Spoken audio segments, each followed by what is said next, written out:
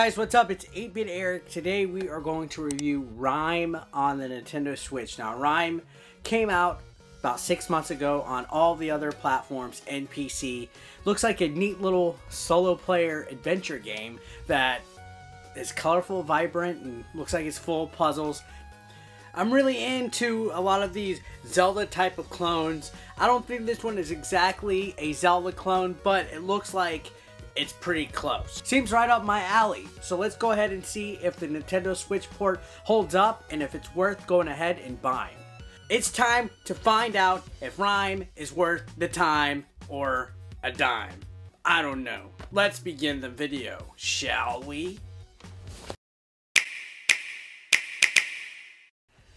So RiME has been out for quite some time, and it has somewhat of a interesting development hell story where it was passed from studio to studio back to the original studio that had the rights to it. And it had several different iterations of what it was going to have until we got RiME today. Now, the first thing that people noticed is the cel-shaded graphics that resemble a, I guess, Wind Waker-ish type of environment, that Zelda vibe.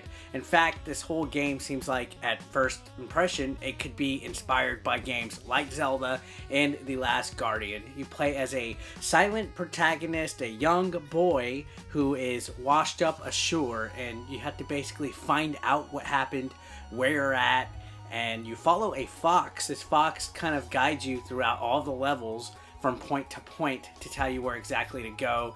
Your voice is actually what you use as your power in this game to solve puzzles, to activate different switches. There's not too much combat though. I don't want to lead you guys to believe that it's like how Link has a sword or anything. The combat is pretty bare bones minimum. It's picking up an orb and activating it using your voice, so a whole bunch of light goes everywhere. Not too many enemies. You'll see shadowy little figures that are called shades and weird looking things that don't really attack. The only way that you could really die is falling off of a high point and you start instantly where you fell. There's no game overs that I'm aware of. Now, with RiME, you explore. There is 5 areas to play. Yeah, that sounds rather short. Takes a few hours to beat through this game, but you will spend quite some time on some of these levels because it's easy to get lost. I was lost a lot of times with no clue exactly what to do. I was, especially the second level, I swear I was for almost 2 hours trying to figure out where to go next. And that's because at times it's hard to see ledges that you're able to climb. The ledges have like a little ridge at the end of the edge of the cliff. And sometimes it's just dark, and sometimes it's, you don't know that there's an extra like turn at the end of a hallway. And you gotta use your noggin. It's a very puzzle heavy game.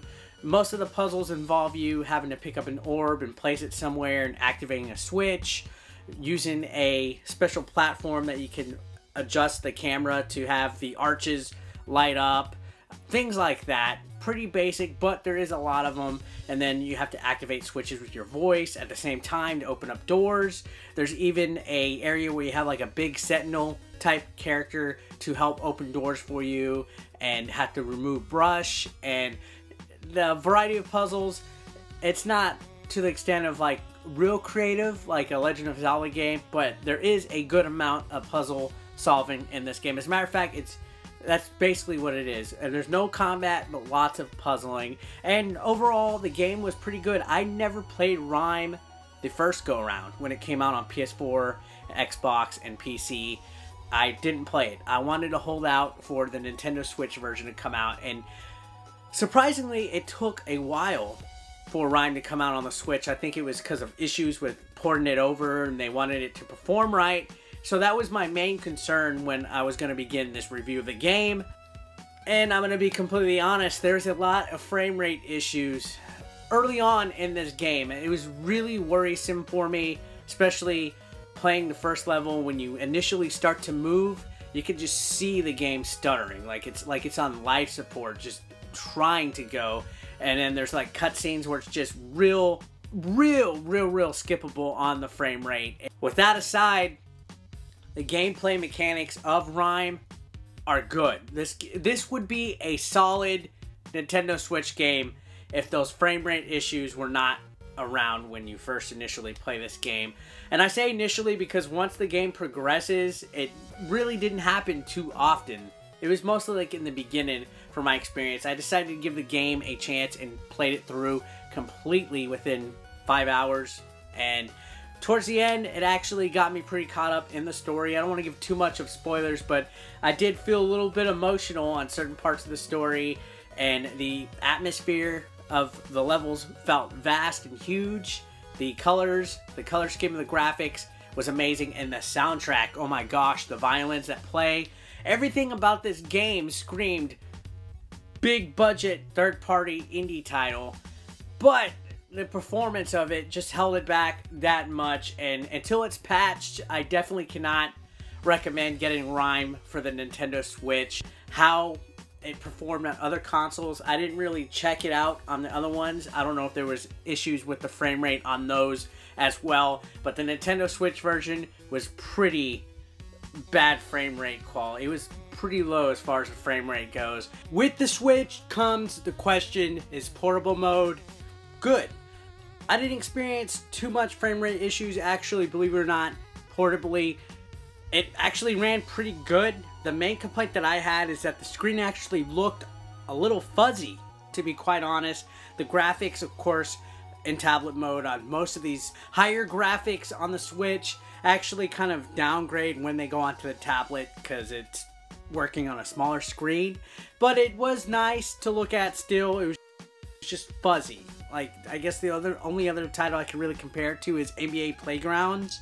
Has that weird fuzzy look that, I mean, eventually you get used to it, but it played great, it looked great, sounded great, and RiME is actually a pretty decent game to be playing in bed because, as I mentioned, it is a heavy puzzle game, and you can kill a lot of time actually playing this game. Before I knew it, I was like, wow, I've already spent hours playing this game. It was a lot of fun.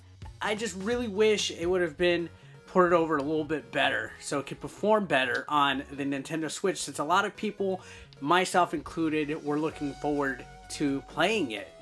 Now, there are some hidden things like collectibles, different things that you could find that show you parts of the history of your character. There's little keyhole statues and all sorts of different achievements to get. So there is a little bit of stuff for those completionists out there that want to get a better ending. Yeah, I found a few of them.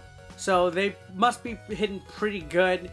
So yeah, there's like toys, little pictures, little melodies, lullabies, things of that nature, and a couple of achievements did pop up for me, and I thought that was really cool that they included stuff like that, since the Switch doesn't have a trophy system built into its user interface.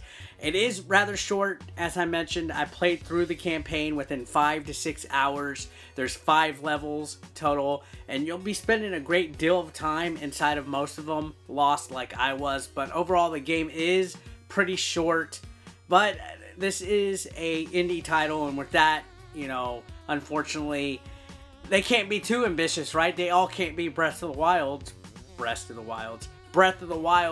RiME, I believe, would have been able to hold its own had it been, I guess, built a little bit better. Unfortunately, can't get beyond the frame rate issues. I know I keep harping on it. Do something about it. Other than that, it looked beautiful, and it was a lot of fun. I really enjoyed this game. It quenched my thirst for a solo player experience because there's not too many of those on the Nintendo Switch at this time. It's just unfortunate that it's not performing to the quality that it should have had, and hopefully they patch it. So until then, be wary. It's up to you. I don't think the frame rate is great, game breaking at all. I still had a lot of fun and enjoyed it, but I know that that's going to be a deal breaker for a lot of people. So hopefully there will be a patch soon. If not, then I guess, unless you really want to play something like this and experience it for yourself and you haven't played it before, get it. If you've played it before or you have a PS4 or whatever, maybe get it on that console first and try it out. And well guys, that's it for today's review. Thanks a lot for watching. I'll see you next time. If you're new to the channel, please hit that subscribe button, like, comment below, and I'll see you soon. Peace out.